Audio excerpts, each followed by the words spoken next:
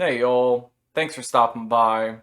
So Tim Pool is trending on Twitter right now because he had some guy on his Timcast show, one of these Manosphere podcaster bros, to talk about high value men. And this idea they were floundering around was a legion of dudes, a bunch of high value men to go around and tell women what they're doing wrong, to correct these behaviors so they in turn can become high value women and find a high value man.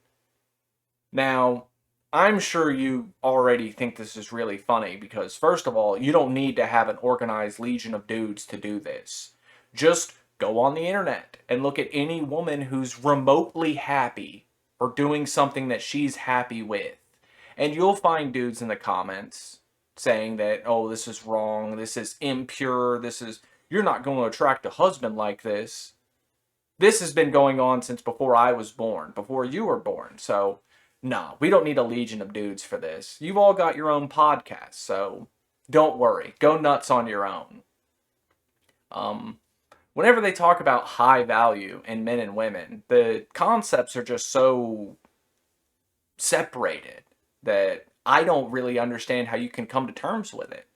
Whenever they talk about women being high value, the unifying factor in all these dudes is body count.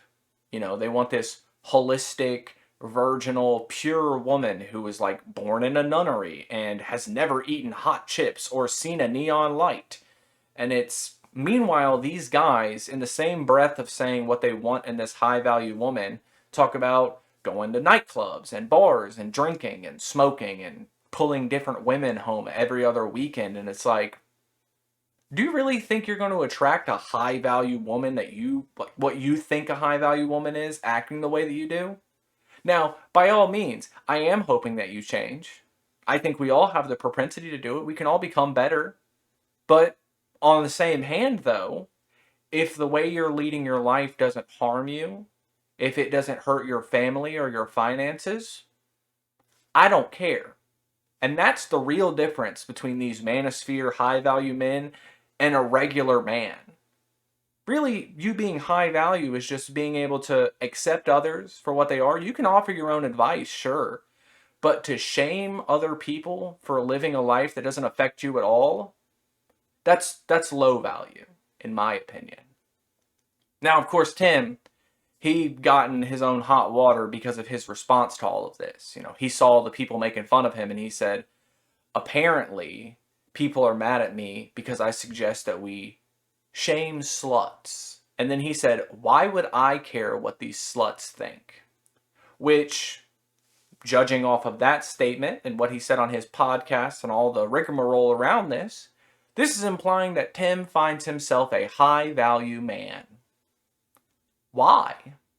What exactly does Tim Pool have or do that makes him high value? Is it because he has an audience? Is it his financial gain? Is it his home? Because these are all just things. The value in a high value man simply comes in your net worth, I guess, to these people.